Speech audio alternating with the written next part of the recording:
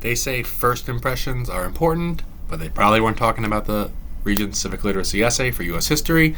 Today we're just going to do a very, very brief video on intros and conclusions. You maybe saw some of this in the first video. Check out that first video. And remember, you want to push yourself to be the best you can be. That means that maybe after you know you'll survive, checking out some of the other videos on essay documents, on writing techniques and analysis.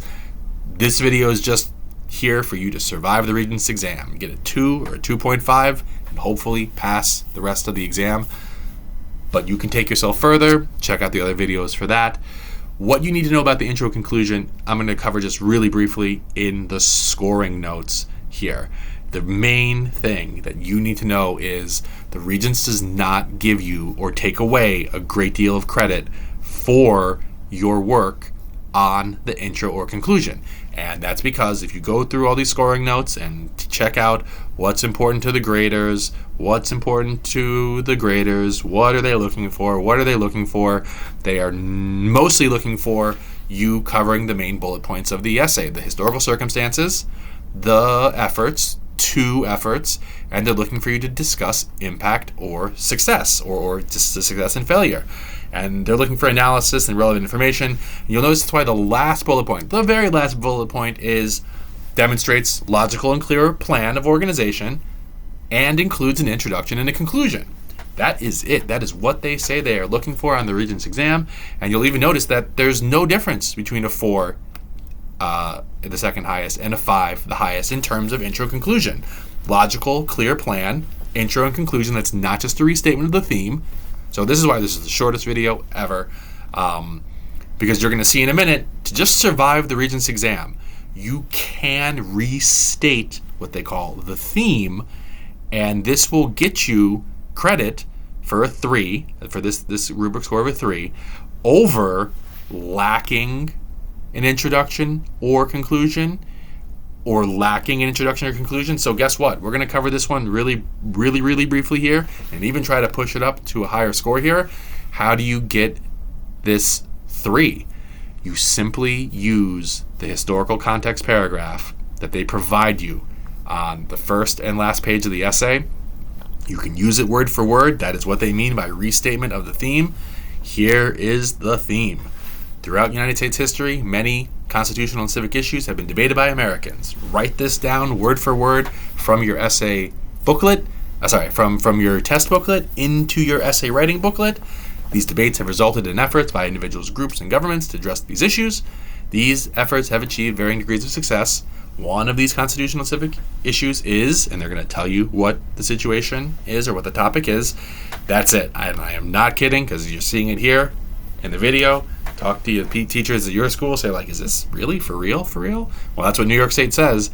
Use this, restate it as your intro and as your conclusion, and you have an intro or conclusion, right? There you go. Boom.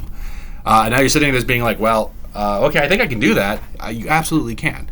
So to push yourself a little bit harder, here's the key.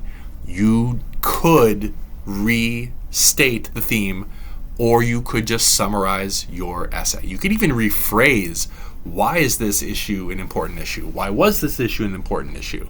There's a couple of tips that we're just going to go through really, really briefly here for the intro, but you can check out this in more depth in some of the other videos.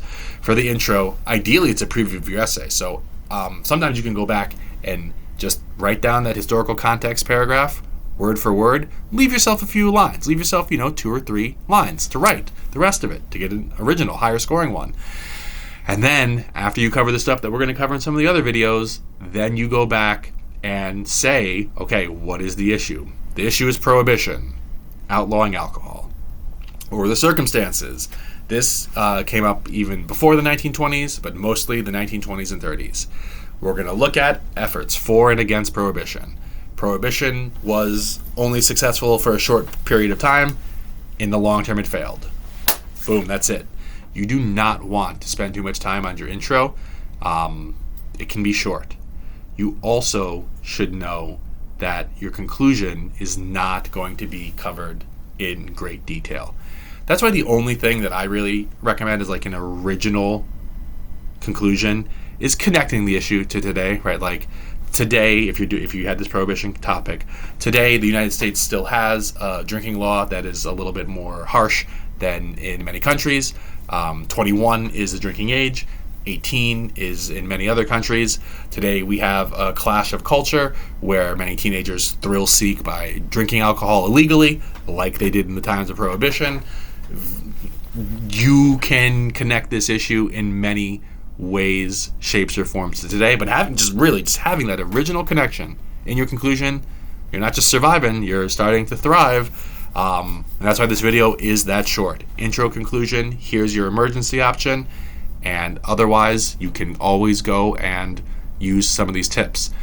Also, you can check out the sentence starters, have a few specific words or terms that you could use or memorize to use in your conclusion. But that's it for this video. Let us know how we did. Good luck out there surviving the Regents exam.